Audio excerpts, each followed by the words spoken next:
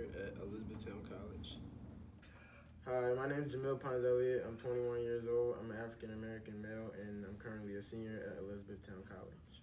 Hi, my name is Austin Hall Bumbre. I am a political science major. I'm a sophomore. I'm in Dr. Kinne's class, and I'm an African American woman. What could you say or do to make conversations around race easier, smoother, and less awkward? Is there anything from these conversations that might help? That's a very good question. I would definitely say to have more events or topics or discussions around cultural topics or recent events that have happened. I think people are more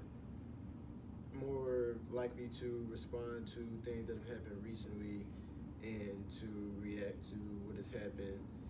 And a lot of people don't like to talk about race because they feel like their opinion isn't going to be important, or they just feel like it's not necessary to talk about it because they feel like we live in a post-racial society, and that's just not the case. So I feel like having certain discussions, campus-wide discussions that everyone is invited to, where people can just talk and people don't have to feel like they're going to be talked about or that they're going to be ridiculed for their opinions, and having these safe spaces to talk openly about race, about recent events that have happened, and just to be able to connect and talk about ways that we can either fix it or ways that we can help improve the way that we talk about race as individuals and as a campus community as a whole. Do you personally find it hard to talk about race? Why or why not? Me personally, I don't find it hard to talk about race at all. As an African American man that has grown up around a lot of African Americans, a lot of minorities, I kind of feel obligated to talk about race. I feel like it's part of my identity and it's part of who I am. So it's definitely not hard for me to talk about race, but to certain people and around people of different ideologies that have different beliefs than I do, it can be a little difficult because they wouldn't want to change their viewpoints about certain things, like if it's politics or if it's about certain laws like gun laws and Second Amendment type things. It would be kind of difficult to talk about those things in relations to race and identity and intersectionality.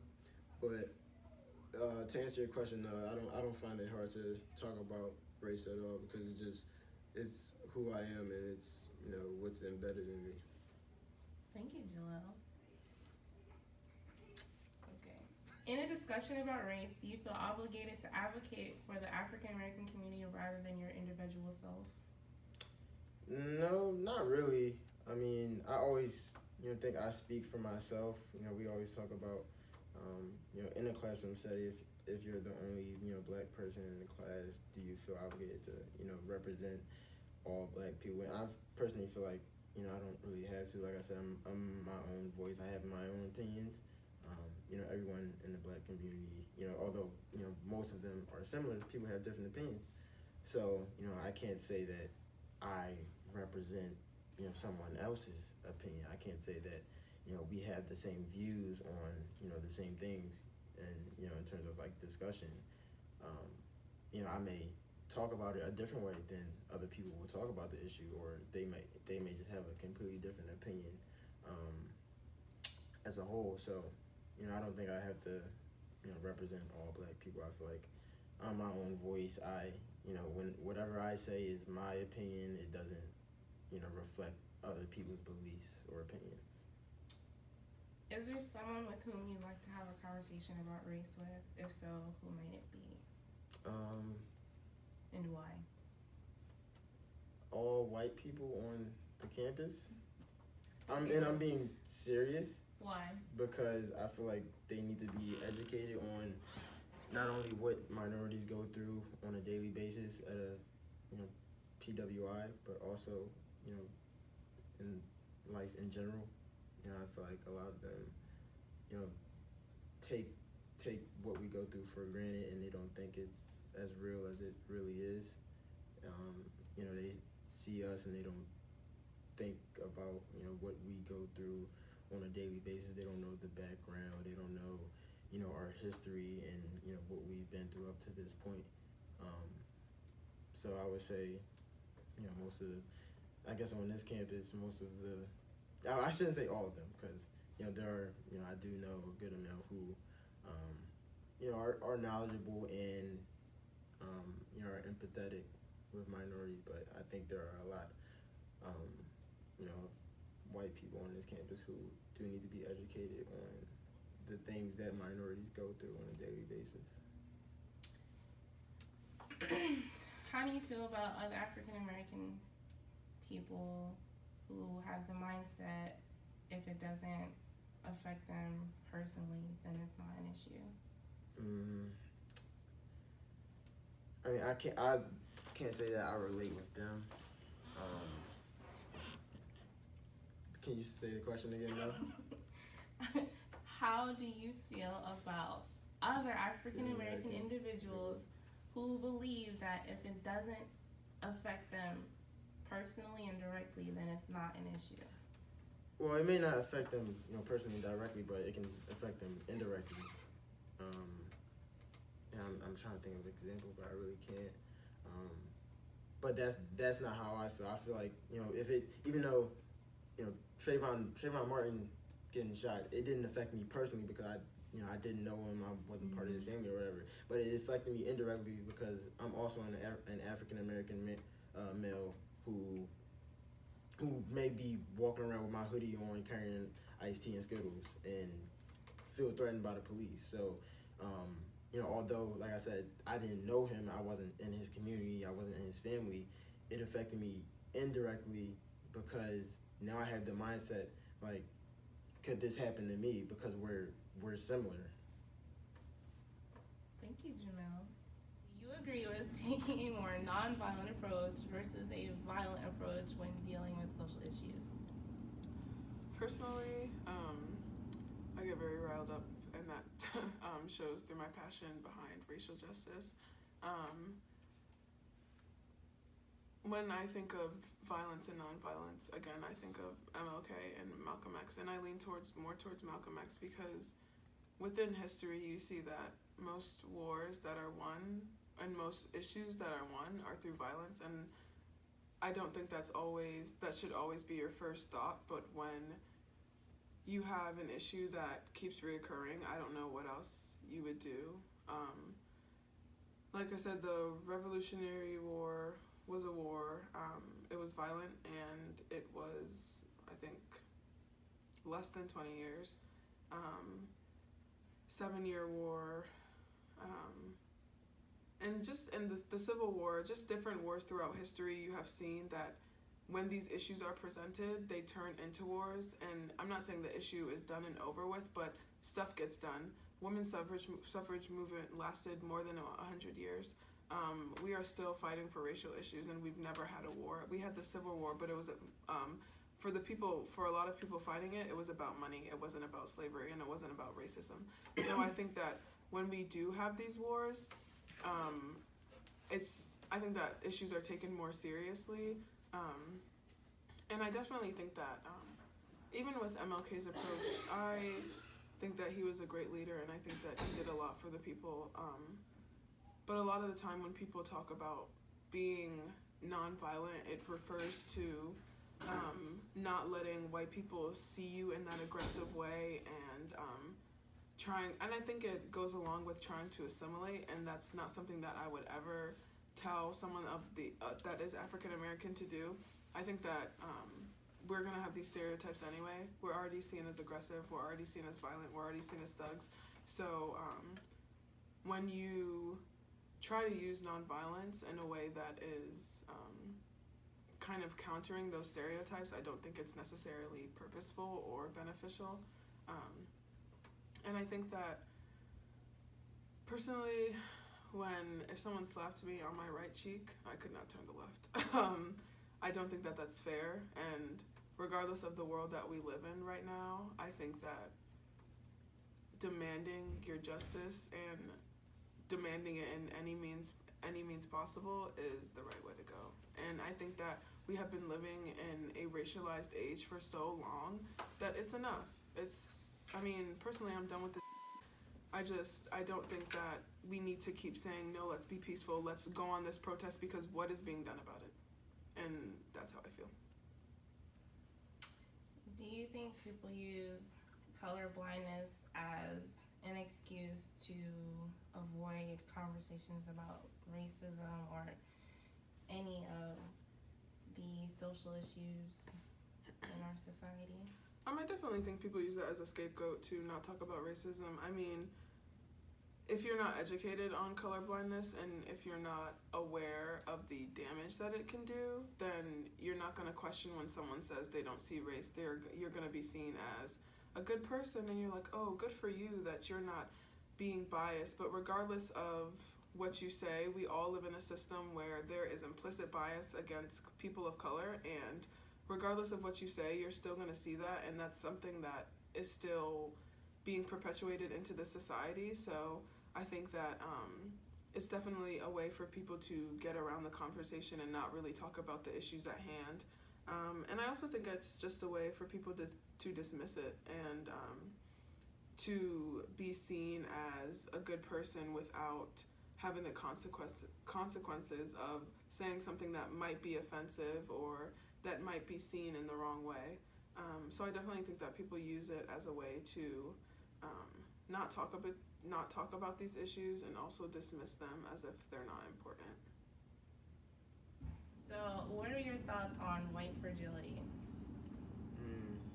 White fragility is a very interesting topic, and it's something that I've just come to actually learn about and discuss, and not a lot of people understand it because it's a somewhat difficult topic to understand. But basically, white people have some,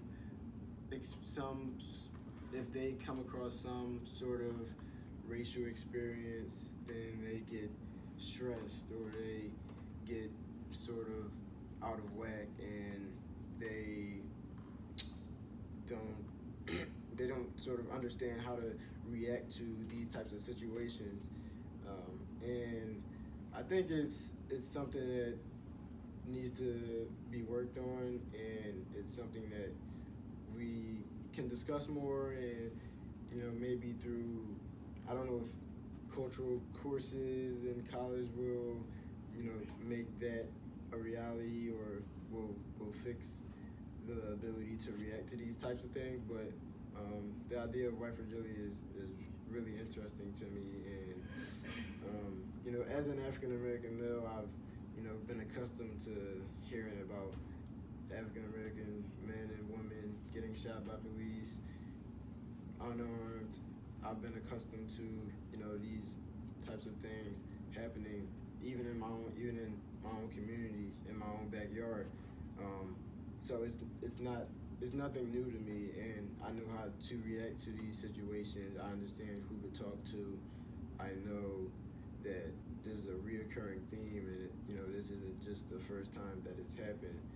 And with white fragility, I think that's not the case, because they feel like if this is the first time they've been, they've experienced, seeing these types of things in the media and being portrayed, then I think sometimes they don't know how to react, and I think it's something that we need to discuss more. Relating to the concept of learned discipline, do you believe that there's such thing as learned racism? Yes, I do believe there's something that, you know, deep inside of learning racism that, you know, a lot of younger children have been taught, you know, these people are bad over here, you know, you shouldn't associate with them, you know, you shouldn't talk to them, they're bad people. And, you know, as children grow up, they learn from their parents, they learn from the media who's good, who's not, who should you be like, who should you want to associate with. And I just think that's unfair to a lot of people because they can't become their own person, and they're not able to really be themselves in the world and in their communities. And it goes down generations. It passes through generations, and I feel like it's just something that we, you know, I don't know if we can fix it, because racism is still here. It's 2019. Racism is still going to be here in 2059, 50 years from now, 40 years from now. So I don't know if it's anything that we can change, but I feel like, you know, people have to be able to adapt to it, and people have to really be their authentic selves, especially because, you know, racism can be taught, and it's definitely unfair to a lot of people. Thank you. Do you think that films promote racial stereotypes? Yes. Why? How? How? And what? Give an example if you could. Well, I mean, I think you can just look on the screen. Like, there are plenty of movies out there where, you know, black men are portrayed as thugs and gangsters, criminals, and it's pretty much the same. You know, all races have stereotypes in movies. Do you think we give white people stereotypes? Yeah. Do you think these stereotypes are true? Do you agree with the majority of them?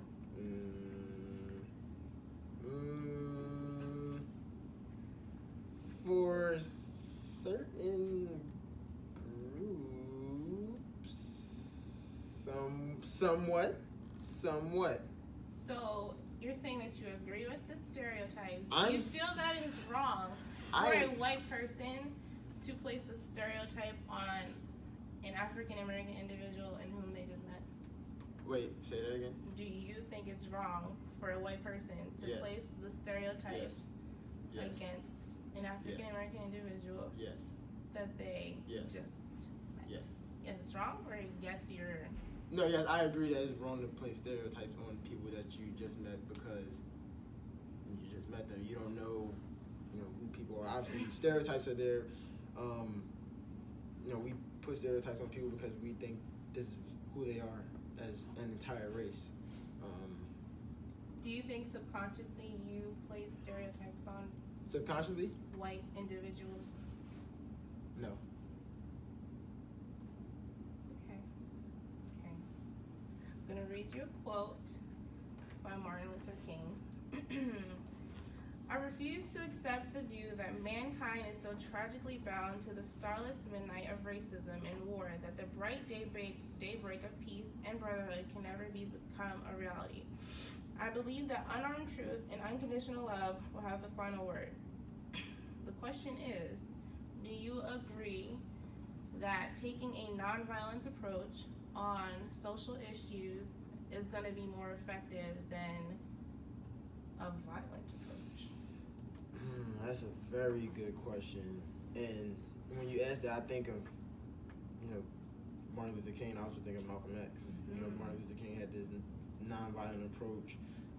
You know, it was all about peaceful protesting out in the streets, and not really being violent, just being civil, and just sort of asking for things. Whereas though Malcolm X was, peaceful to an extent, but he he had his famous saying of by any means necessary, which is saying like if we need to use violence, we will to get what we want. So, and you know, me as a person, I lean a little bit more towards nonviolence, but at the same time, I can understand Malcolm X's theories about why we should use violence if necessary. And I do think I do think that if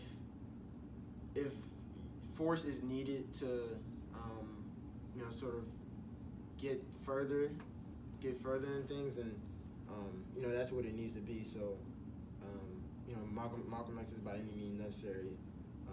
I think that's something that needs to be pushed to the forefront a little bit more than passive resistance and nonviolence.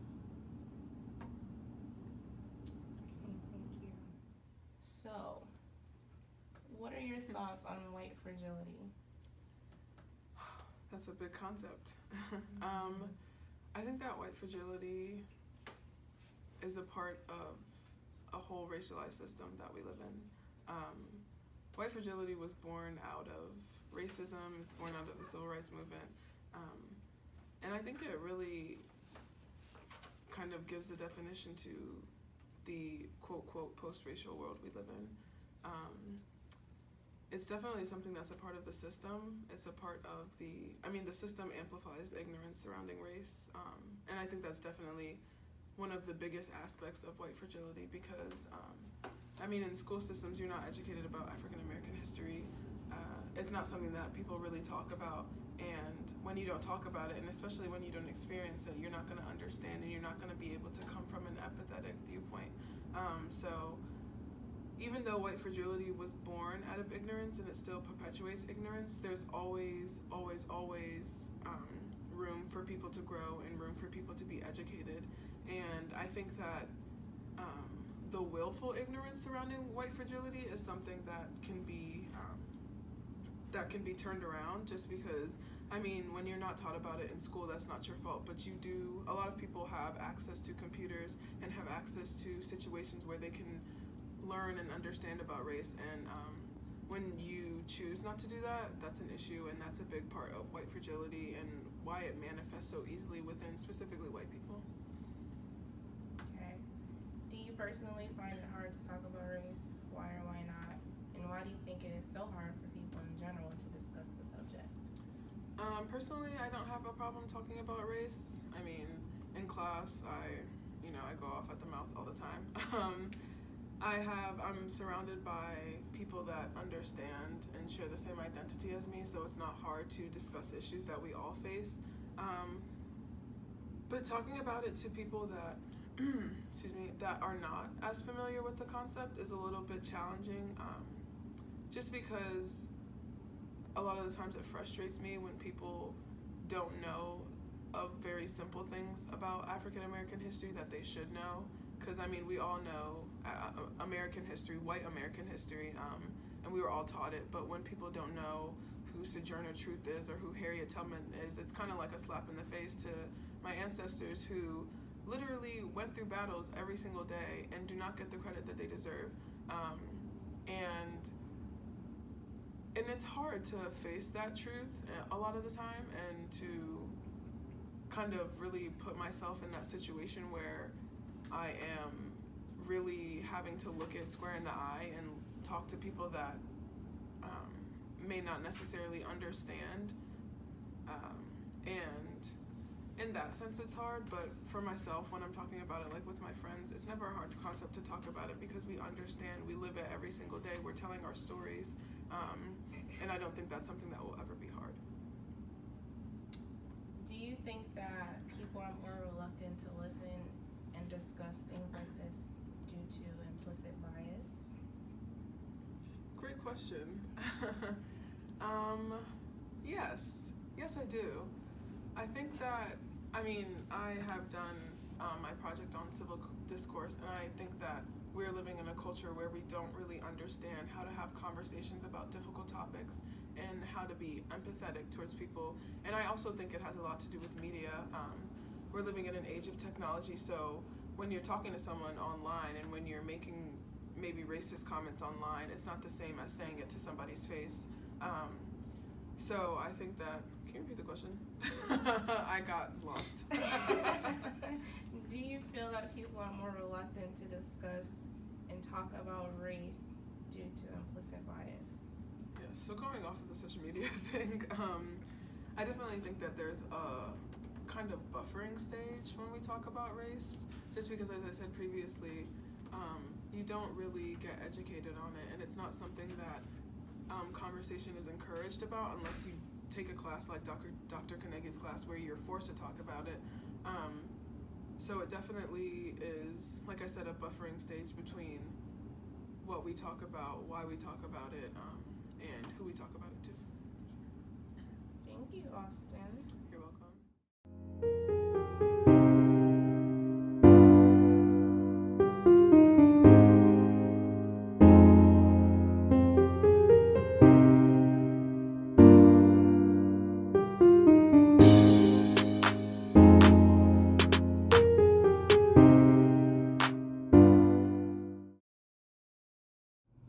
Okay. So thank you all for your participation. We've heard a number of comments about what people would do if they heard the N-word and if they agree with white individuals saying it. So how do you guys feel about some of the comments that we received? Personally, I don't think that everyone was genuine. Every single person that we asked said that they did not like the use of the N-word and that they really didn't hear people on campus say it, which is interesting because when we had our conversation in class, multiple people said that they heard the N-word and heard it used in passing and heard it almost like weekly. So I don't think that people were being genuine, and we are all African American, so I think that that had just something to do with it, just because people felt like they may be offensive, and like it would be uncomfortable. So you feel like if it was a group of white people asking a question, they would have been more honest about? Honestly, I don't know if they would have been more honest, just because like people get hesitant because they know it's wrong and they know that there's definitely connotations with using the word. So I don't know if people would necessarily have a different answer, but I don't think that they were being genuine.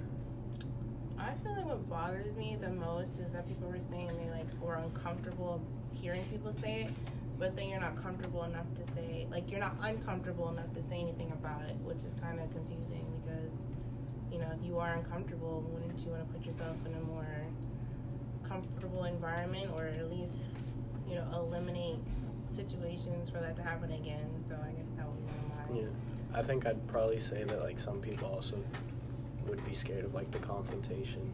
And, like the one girl said that I really liked was that she wasn't educated enough.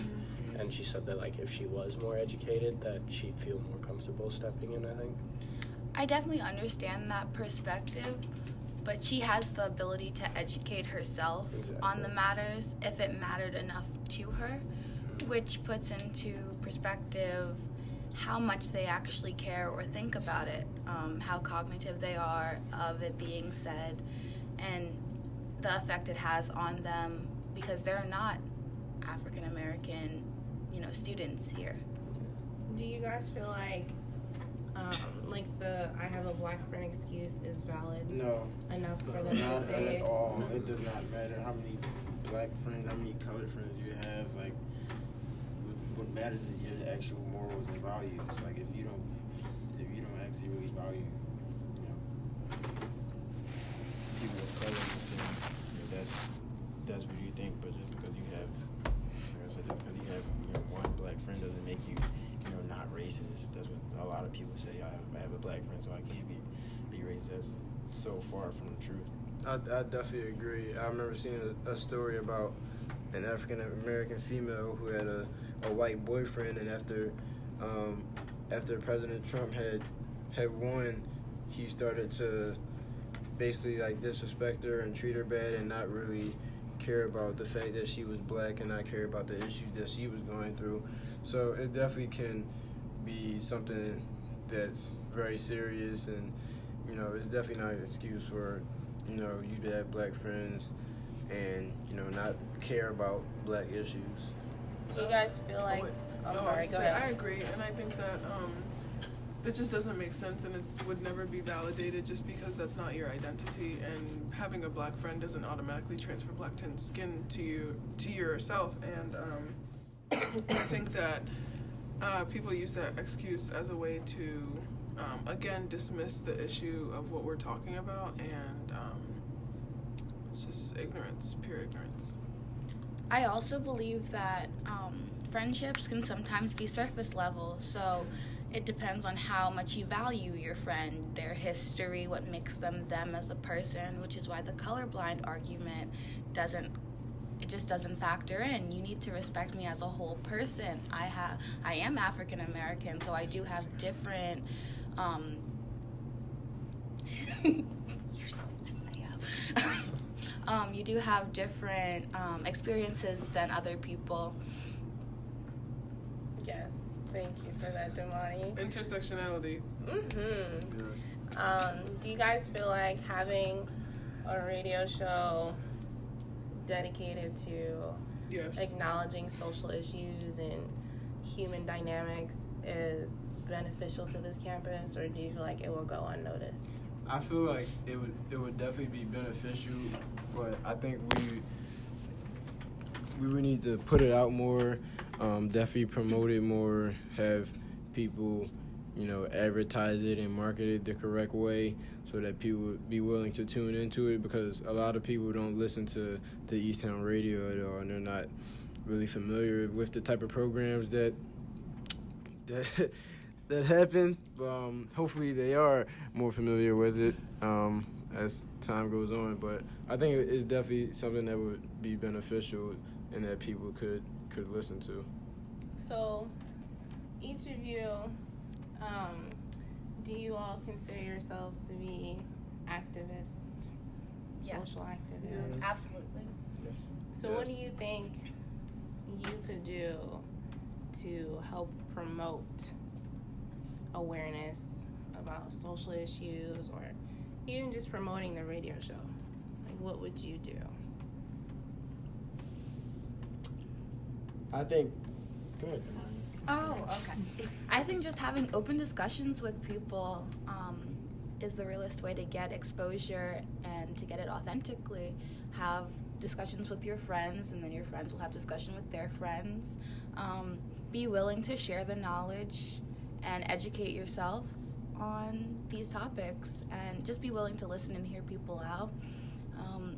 It would have to be done in the correct way, in fear of backlash, especially at this campus, but I think if everyone actually took the ownership of knowledge and tried to spread it, it would go well.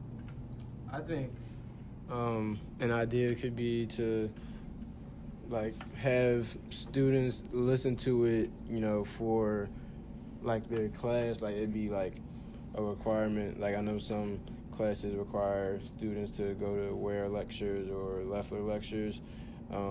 Maybe that could be some sort of requirement to listen to one of the shows for class participation, and then write a reflection on it. That's just one idea I had. Do you feel like making it mandatory or a requirement would actually would help people engage more? Do you feel like they'd be more involved with the topic, or do you feel like you'd be just another class that they're taking? I think that specifically for making things mandatory in classrooms, I don't think that it would steer them away from it, just because a lot of things are mandatory for different classes, and they always get a lot of attendance. Specifically, going back to what Jalil said, the Leffler lecture always has a lot of attendance. The Ware lecture always has a lot of attendance. So they had to gain traction somehow, and I think that making requirements for these classes, especially when almost all of the racial issues can be connected to every single major, it would be beneficial to the students, and I think that it would definitely maybe empower them to go to them. Yeah, and I think just exposing them to that type of material is beneficial, even if, like you said, making it mandatory. If you don't make it mandatory, then they're not gonna want to engage, and go to, like you said, different types of lectures and events. So if you, at least force them, it puts it in their face, it makes them, at least give them a chance to listen and sort of experience, different conversations and discussions. Okay. In terms of diversity on campus, there was a commercial made for the campus where they were promoting false diversity. How do you guys feel about that? Wrong. I was upset because I was there. I was on it. I was like the second person. I was only there for like half a second. So I think that was like them saying like, here's a black person, but then we're gonna take you away. I wasn't actually being serious. But I also think it's selfish just because you're marketing something that's not there, and that's called bait and switch, and that's actually illegal, number one. But I just think that it's selfish and disrespectful because you're exploiting people of color on campus while also lying to families that might want to come to E-Town. And it's just like, instead of marketing fake diversity, how about we actually get some, and then you don't have to lie about it. Period. Yeah. How do you think that they would go about getting diversity? I think that just catering towards students of color, making programs that are accessible and, I don't necessarily know what that would look like in the admission standpoint. That's not something that I have necessarily thought about. But I think that just like creating spaces and making sure that students of color have support on this campus, and like, because I know that there have been a lot of black students on campus that have left E-Town and transferred just because of the area, and the way that situations regarding race have been handled. So I think that when we look at things and we don't just put a Band-Aid over them, but we actually mold it back together, then we make progress and we make it work. There have been incidents where professors have been racially discriminating their students. Do you feel as if sensitivity training or professors having to take classes similar to the race and ethnic relations course would be effective or just pointless? I believe that sensitivity training absolutely needs to happen. I think it's often that professors come from a different power dynamic standpoint where they think that their students are below them and don't have a voice to advocate for themselves, which they do. It's a relationship that you build. So invalidating one student's history is very detrimental to their learning. I don't know how you would learn in an environment that you don't feel safe in, or you feel marginalized in. Being the only black person in a classroom is uncomfortable, and I feel like a lot of professors don't even think about that. They see one black face, but they don't know the scope that can have over someone. So the way that they engage with their students needs to be prioritized. And I also believe that it could just help with everyday encounters and maybe increase more black professors to come here, more professors of color, because we need those as allies for the students of color. I have a question. Do you think that if somehow we were to sort of more educate children, like in elementary, middle school, high school, like on issues of race and just African American history in general? Because I mean, how much do we really learn in our education systems about like historical black figures other than, like Martin Luther King, like those sort of not smaller but more hidden figures and just different things that they've gone through compared to like, us learning about like, stuff that happened in Britain and things like that. It's like, why don't we go more in depth about like African American figures and stuff like that and sort of that dynamic? I mean, as we all know, African American history is American history, and I think that when you don't learn about it and it's kind of dismissed from the conversation at such a young age, it sets the precedent for what you're going to be learning all throughout your years. And that's not fair to kids that, so specifically like me, if I didn't have my mom teaching me African American history, if I didn't have my grandmother buying me board games about African American history, I didn't want at the time, but I learned a lot. And I don't know if I would be the activist I am today and someone that pushes so hard for racial justice. So I think that it is a part of the system of ignorance to not be learning these things, because when you are learning these things, you're going to be educated, and then we're all going to be on the same page. And there's not going to be, there would be kind of discourse throughout the community, but it wouldn't be as much as saying that we're living in a post-racial society, because we're not. And if you were educated, you would know that. So I think that starting at a young age would be extremely beneficial for not just black students, white students, because as I said, African American history is American history and everyone should be learning it. And I mean, like, one of our questions was like, do you think that racism is learned and stuff like that? I think that, like, if we were to put it in our educational system, like, it would help a lot, because conflict isn't necessarily a bad thing in this situation, because it's good to stimulate a young child's mind on the fact, and, like, say their parents don't agree with it, but, like, they're being told, like, you know, just the facts of racism. I think that even if they were to have, like, arguments with parents or even other students, like, eventually it would help, because it stimulates everyone's minds, and sort of you can figure out the opinions of others that, you know, might not have the same mindset that you do, and it just helps in the long run as well. Yeah, and I definitely, kids are naturally curious, so I say, like, you know, you got to start them off at a young age. Like Austin said, you know, she had her mom, you know, teaching her about Black history. We had, you know, our dad who, you know, would take us to museums and, you know, give us books about African Americans who, you know, who weren't as known as, you know, the Martin Luther Kings and the Malcolm X's. So I definitely think it starts at a young age, and, you know, like we said, racism can be taught, and it's taught at a young age. It's passed down generation after generation to younger kids. You, like, if you're an adult and I don't think you can necessarily start learning about, you know, being racist and things like that. I don't think it will have as much of an effect as it does when you teach kids, because you know, kids are like sponges, so they, you know, absorb everything around them. So, you know, getting you know, more history into their education will definitely be beneficial for their future.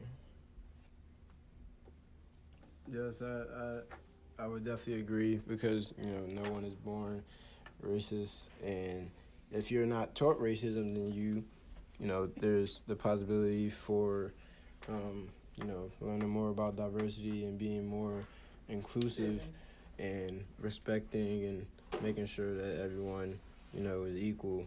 So I definitely think that, you know, if we put into kids' education systems and their curriculums early, then it'll definitely pay off in the long run, because we'll have more people that are more experienced. They know more about, you know, our past and, you know, what people don't know, like my brother said and what Austin said.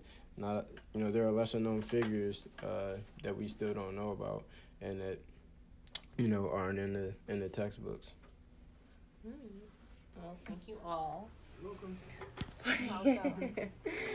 For being a part of this. Hopefully this will be a consistent thing. Woke Wednesdays, get with it. Yes, it's Wednesday today, May 8th. Whoop. Yeah, so I don't know, do you have anything else to add, Matthew? No, not really. I think that's pretty much just about it. Okay. All right. Thank you. Thank you for tuning in.